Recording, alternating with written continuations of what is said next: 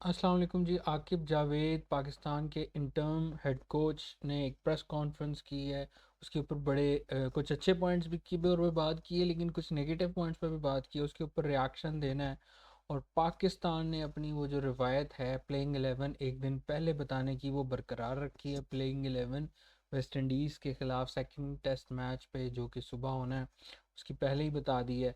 तो उसके ऊपर भी बात होगी। तो ये दो टॉपिक्स हैं। तो सबसे पहले बात करते हैं कि आकिब जावेद ने जो प्रेस कॉन्फ्रेंस की है उसके ऊपर उन्होंने बड़े क्वेश्चंस मीडिया ने उनसे उठाए रिगार्डिंग स्पिन ट्रैक्स प्रिपेयर किए जा रहे हैं और पाकिस्तान टेस्ट के अंदर, और किस तरह से ये इम्पैक्ट करती है पाकिस्तान की टेस्ट क्रिकेट को, और हमारी जो फास्ट बॉलर्स की लेगेसी रही है पास्ट के अंदर। तो बहुत सारे क्वेश्चंस उनसे हुए। मैं ओवरऑल बात करूंगा, मतलब कोशिश करूंगा कि जो बात मैं करूं उनके अंदर उनका मौक़िफ़ भी दूं सारे सवालों का। क्योंकि जो जेनेरिक क्वेश्चंस हुए थे वो रिगार्डिंग यही कि स्पिन फ्रेंडली आप कंडीशंस बना रहे हो और हमारा जो एक लेगेसी रही है पेस अटैक की, तो हम पेसर्स को क्यों फोकियत नहीं दे रहे बजाय इसके कि हम कम्प्लीटली स्पिन ट्रैक्स बना रहे हैं। तो उसके ऊपर उन्होंने कुछ चीज़ें अच्छी कहीं, कुछ चीज़ें नेगेटिव कहीं। पहले मैं अच्छी चीज़ों की बात करता हूँ। उनसे एक क्वेश्चन हुआ रिगार्डिंग शाहीन अफरीदी, कि शाहीन अफरीदी जैसे बॉलर को केप टाउन के अंदर रेस्ट दे दिया जाता है, तो आपका इसमें क्या रिएक्शन है। तो उसके ऊपर उन्होंने बात की कि एक ऐसा क्रिकेटर शाहीन अफरीदी जैसा, जो कि मतलब लगातार सारे फॉर्मेट्स खेल रहा है, डिफरेंट लीग्स भी खेल रहा है, उसके अंदर उसकी बॉडी को एक टाइम पे, मतलब मिसाल के तौर पे आपकी टेस्ट क्रिकेट साल में कितनी होती है।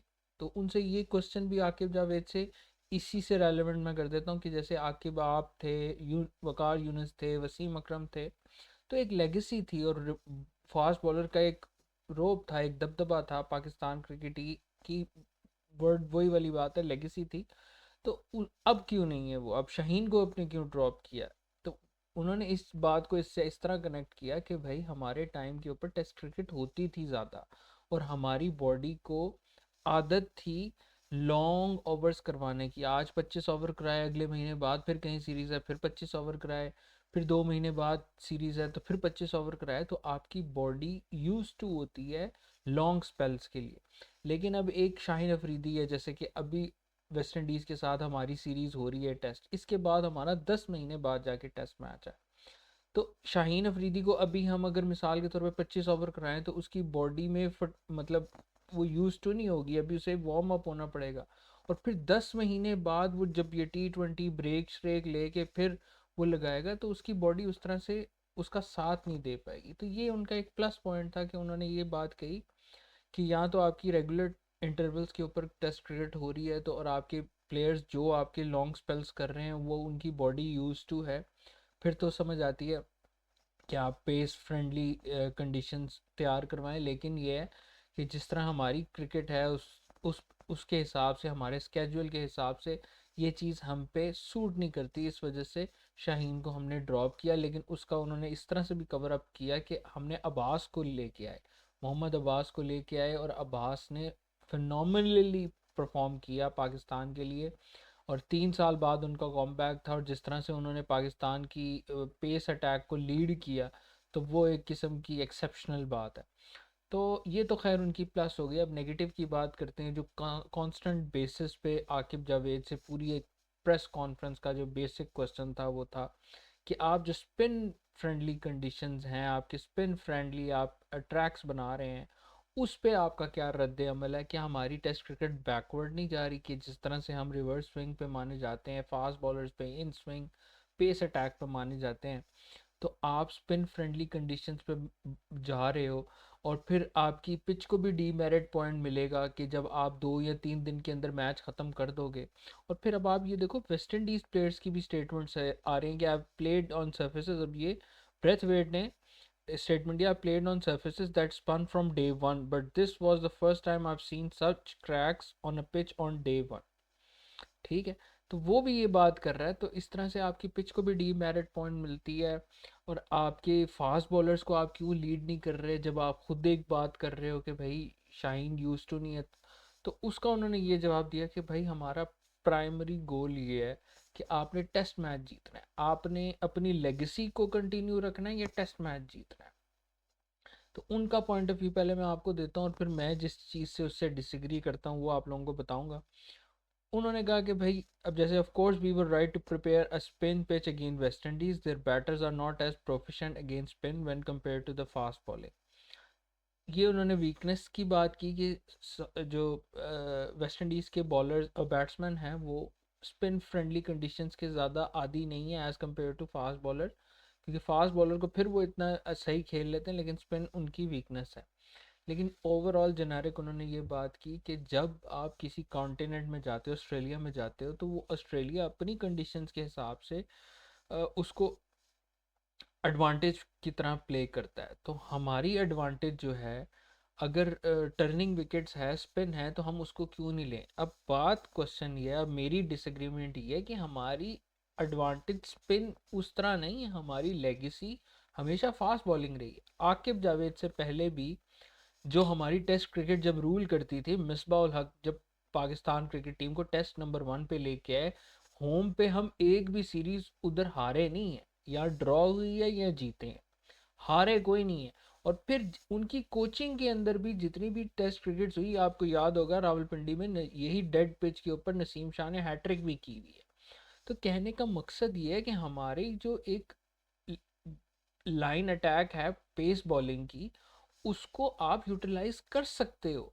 आपकी ये जो मैनेजमेंट है, आकिब जावेद से पहले की भी जो मैनेजमेंट है, वो फेल हुई है कम्प्लीटली कि हमारी कंडीशंस यानी कि हमारे पेसर्स के हिसाब से आप डिज़ाइन करो, और डिज़ाइन करके अपने एडवांटेज से उसको जो है क्यूरेट किया जाए, ताकि हम अपने पेसर्स के थ्रू दूसरी ऑपोजिशन को क्लीन बोल्ड कर दें। तो इस चीज़ की आकिब जावेद ने बात नहीं की कि पिच क्यों क्यूरेट नहीं हो रही, फास्ट बॉलिंग फ्रेंडली कंडीशन जो शाहीन को सूट करे, नसीम को सूट करे, हारिस है या तो फिर कोई और जो भी टेस्ट क्रिकेट टीम के अंदर आपके बॉलर्स खेलते हैं, पेस हमारे बॉलर लाइन अप है, उसको सूट कर।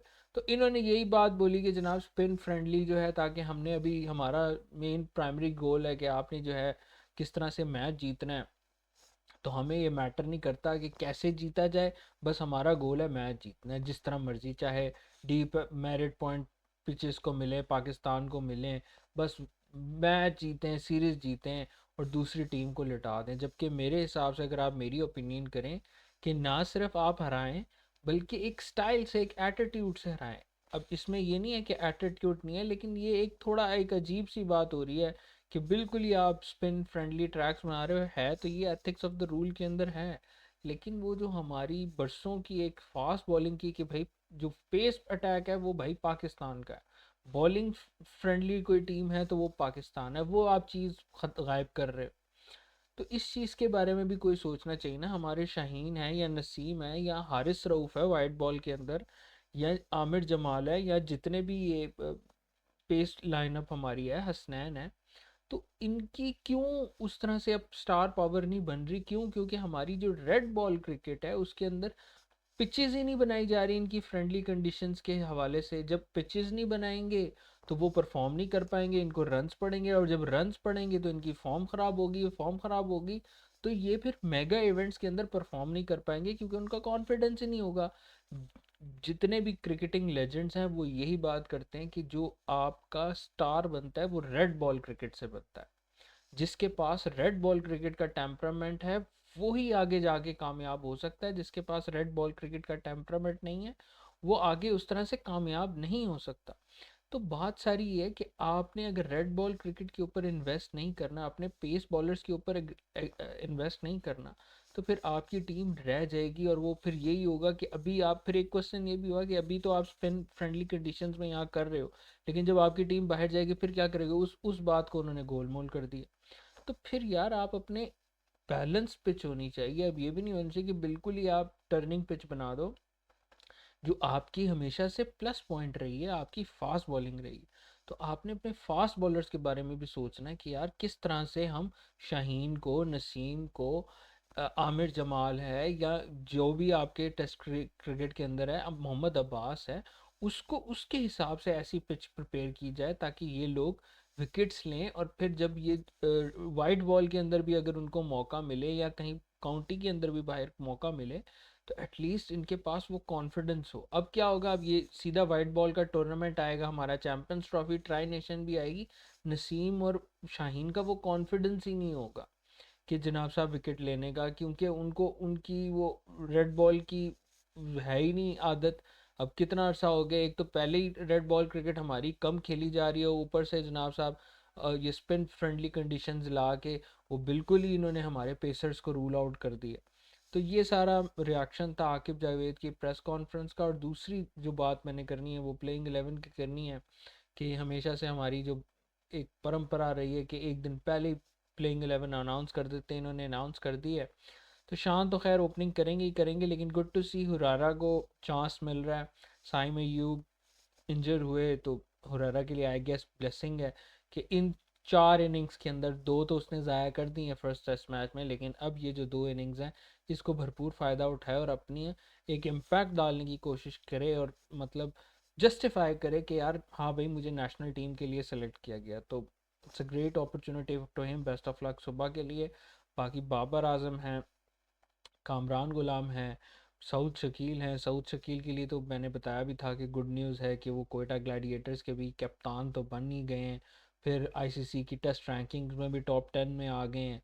और अब जो है मैंने सुना है कि मैंने इस चीज़ के बारे में रिपोर्ट भी किया था कि चैम्पियंस ट्रॉफ़ी के लिए जो